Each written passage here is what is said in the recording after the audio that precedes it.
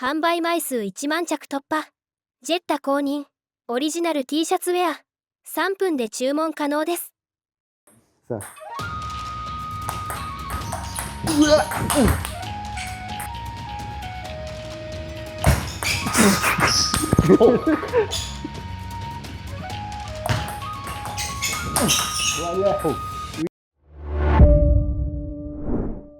皆さんこんにちは。こんにちは。ワールドラバーマーケットのグッチーとですね。やすんです。こんにちは。たけしです。恐縮です。お久しぶりです。お久しぶりです。超大物 YouTuber が千葉に来てくれました。ワールドラバーマーケットに来てくれました。本当にありがとうございます。ありがとうございます。ありがとうございます。ですね、たけしさんの YouTube のチャンネル下の方に概要欄載せてますので、ぜひですね、皆さん、たけしさんの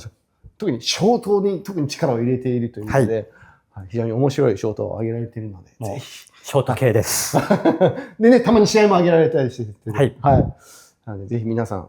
見てみてください。ありがとうございます。よろしくお願いします。はい。たけしさん、今日はよろしくお願いします。よろしくお願いします。たけしさんが研究してこうやってきたサーブ戦術があるっていう話をちょっと今回聞きまして。あと、僕どっちかっていうと、中学校、高校の時は、やっぱ市の大会で、1回戦負けするような人間だったんですけど、だけどちょっといろいろ工夫することによって、社会人になってそれなりに勝てるようになったっていうのが、やっぱいろいろ研究した結果っていうのがあって、だから結構個性的な独自の戦術、心理戦みたいなところが多いと思うんですけど、多分当てはまる人当てはまらない人が結構分かれると思うんで、ちょっとそこをご了承の上で、動画を見ていただければと思います。ありがとうございます。やっぱ技術では他の上手い選手にかなえないんで、ちょっとそういう地味なところをちょっと動画にできればと。そこ重要な場面なんで、ぜひお願いします。お願いします。心理戦術についてちょっと教えていただけたらなと思います。よろしくお願いします。よろしくお願いします。心理戦術というか、心理戦もちょっと交えた戦術的な部分ですね。じゃあ一つ目に、出だしにフォア攻めをするっていうのをお聞きしたんですけども、ちょっと解説お願いします。そうですね。これも、この動画で話す内容も基本やっぱり、上級者、プロを対象にしたわけじゃなくて、中級者ぐらいのレベルがちょっと勝ちやすくなるぐらいの、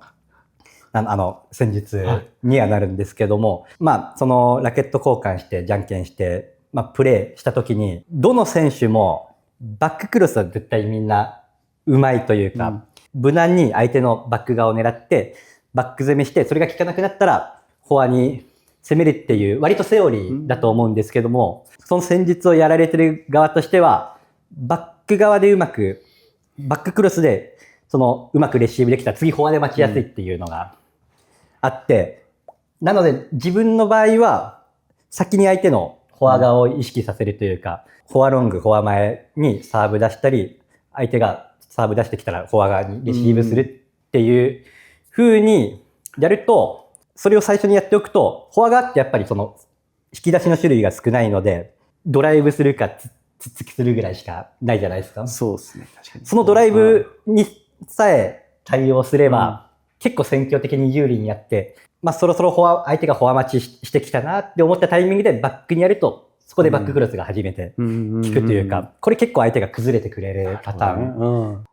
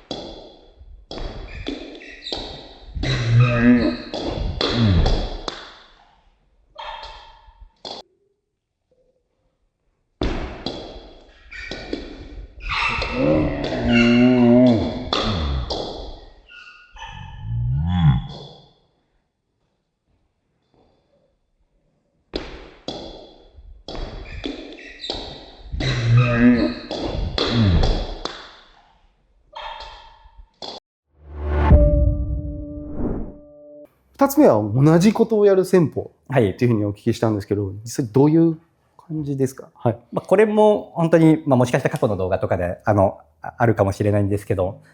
一番わかりやすい例で言うと、例えばフォアロングサーブ出します。でも打つタイミングが悪くて、相手は待ってました、スコーンで。フォアロング出したけど、結果的にその相手にレシーブエース取られて、すごい悪い戦況になる時ってあると思うんですけども、やっぱりレシーブエース取った側としては、いいレシーブエースをすればするほど、もうさすがにそれは出してこないだろうっていう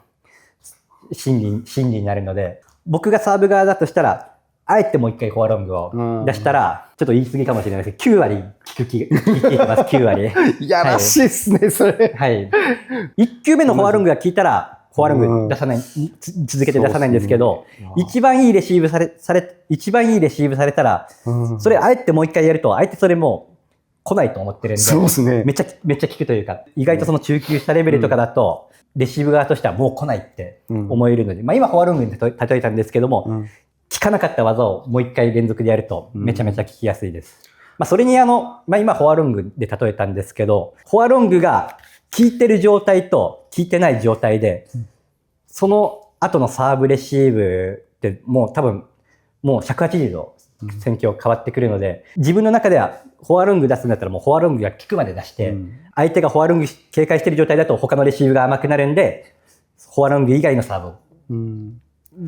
出します。そのフォアロングが効いたら。同じことをあえて2回やるって結構効きます。フォア飛ばし、基本フォア飛ばし2回やるとか、あと相手一発回り込みストレートすごいの入ったら、僕もう一回バック側に続きます。それも結構効きますね。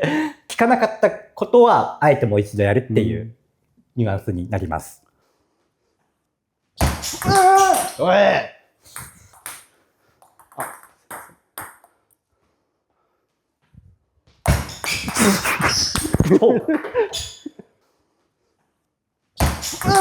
おい！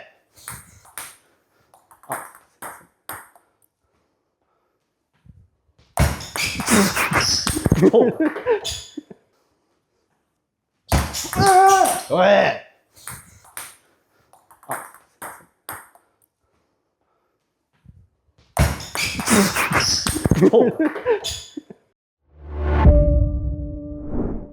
はい。3つ目に、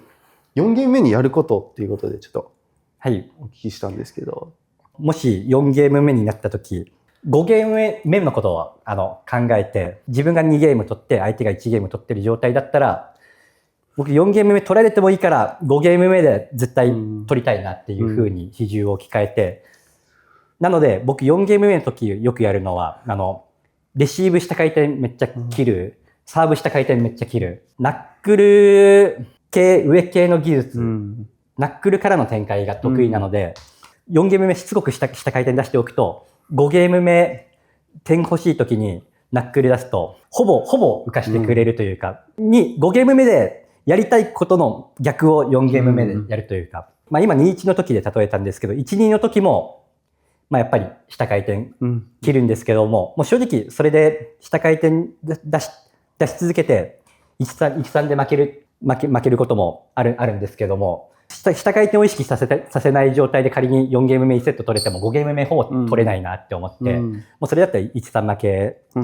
と変わんないなっていうのがあって、5ゲーム目で絶対に取りたいから、下回転めっちゃ出すというか、その5ゲーム目でやりたいことをやるために、その逆の意識を相手に植え付けておくっていうことをやります。5ゲーム目でやりたいことを悟らせないように、一番伏線張るポイントはやっぱ4ゲーム目かなって思って。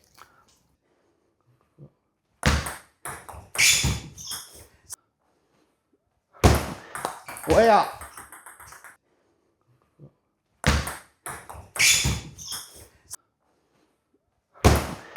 おや！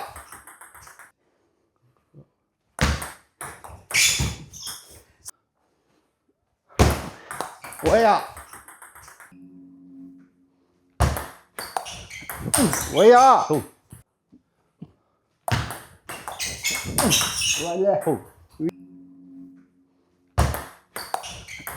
おや！わいや。わいや。わいや。海外発送をスタート。世界228カ国にお届けします。詳細は概要欄をご覧ください。卓球で世界をつなげよう。